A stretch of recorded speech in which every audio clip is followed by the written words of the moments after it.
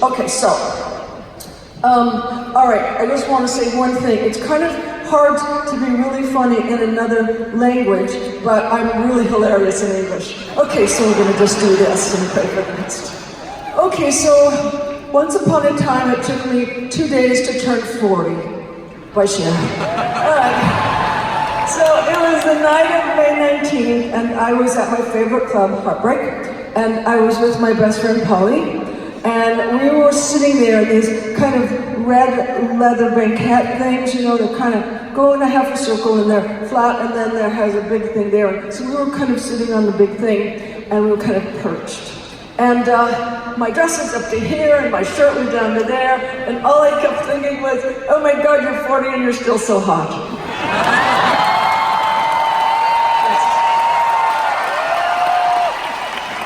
You know, I was kind of a superficial 40. So, but I mean, I was just about to make a Moonstruck with Nicky Cage, and he was 21, and I was cuter than he was. So anyway, so Polly and I are having a great time, and just looking around, and I'm just so happy and thrilled, because sometimes if you're an actress, you think at 40, it's like, give me the lily. Okay, and so then I was looking around and I turned my head and I thought, oh my God, that's the cutest guy I've ever seen. So he and I were flirting all night, but nothing happened. So I got bored and I went home.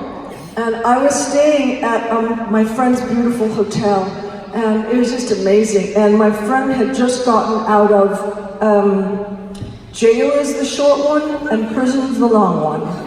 He'd just gotten out of prison for tax evasion, like you do. And so he was letting me stay there, and he owns Studio 54, and I think that's probably where the tax evasion thing started to happen. Anyway, so I was having a great time, and I went to sleep dreaming beautiful dreams of being 40, and then in the morning, my telephone rang, and the man on the other end said, hi, Cher, this is George Miller. Now, George Miller was the director of which is at Eastwick. So I said, hey, George, how are you? And he said, I just wanted to call and tell you that I don't want you in my movie. And that Jack and I, Nicholson, don't think you're sexy and we think you're too old. Yeah. Good morning, 40. So it was terrible because I wanted this job so badly because I thought this would be the beginning of my acting career. And so tears just started to stream down my cheeks. And I didn't want him to know it though. But usually in Hollywood, if someone calls to insult you, they insult you and then they hang up. But he was from Australia, and I guess it's different there. So he just kept going on about how he didn't like the way I walked or talked or laughed or anything. And then finally, I'm having the tears still rolling down my face, but I got really pissed off and I just said, look, fucker, you didn't find me under a rock. I was nominated for Silkwood. I won Best Actress for Mask at the Cannes Film Festival. So, well, so click and click. But anyway, the tears were still rolling down my cheeks and I was heartbroken, and all of a sudden I thought, oh my gosh, these are beautiful tears. These tears are beautiful. These are the tears you pay for. And if you kind of look down like this, you look like a Madonna. And not the blonde one.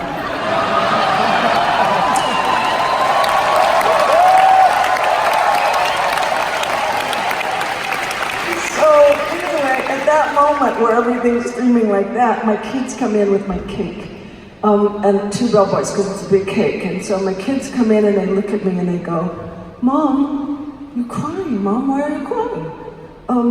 Why are you crying?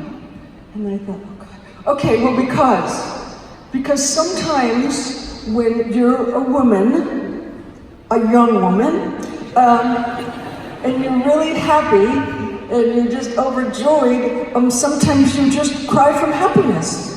And they bought it. And I said, okay, now go on off and we'll have the cake later. Okay, wait, I forgot to tell you something. when I do that, sometimes I come over here. All right, so you know I was staying at my best friend's hotel, but I owed him $28,000 and I didn't have it. All right, one more. Okay, so this isn't gonna make sense, but at some point, we'll dovetail into synth. You just have to stay with me, okay? So, all right, so there was a show, you know Thomas Dutcher. So there was a show in America by David Letterman. He was the host, and he was kind of a mean Thomas. Okay, all right. Okay, now. So they had always invited me to go on the show, but I never wanted to. So 3 days before my birthday, the producer called and he said, "How would you like to spend your birthday with Dave?" And I said, "I would love to for $28,000. And he said, "Well, we don't do that." And I said, "Well, then neither do I." And then about 20 minutes later, he called me and he said, "Okay, we'll give you the money." And I was like, "Cha-ching." But while we were on the phone, he said, "You know, Cher, could you just tell me, out of curiosity, why haven't you ever wanted to do Dave's show? Because it's the biggest hit on TV in the nighttime."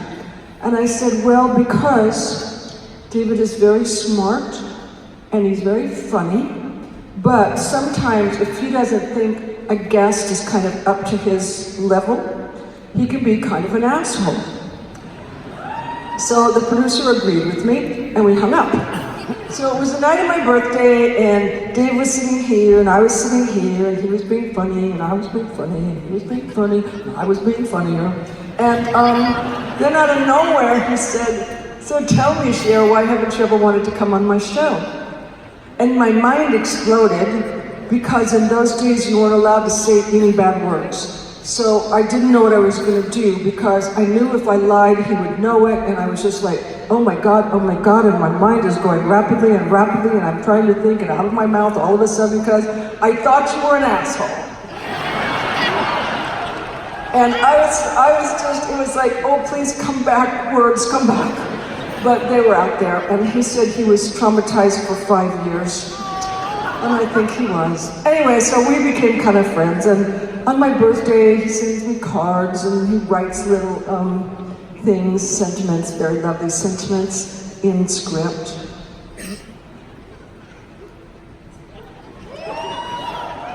Script is a thing we used to do, and it's curly writing. And you probably don't know it, and you're never gonna need it. Okay. So, but at the bottom of this particular beautiful card, he wrote, "P.S. My mom always likes Sunny better." I know, sucks. All right. So anyway, that was then, and I was 40, and this is now, and I'm not. And I always hate to tell people my age, but then I think that for some ladies it will be helpful. Like for young women, it'll be like, do what you gotta do what you wanna do, don't do anything that you don't wanna do. And for old ladies, it's like, get off your ass and do what you wanna do. Okay.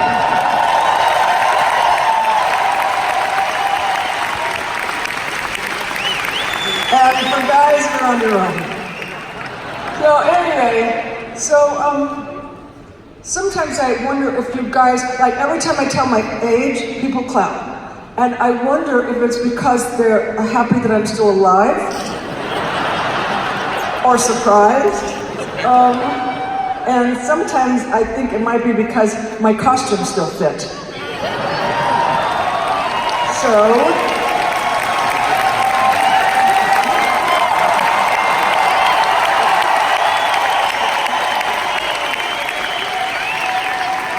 okay, so I'm 73.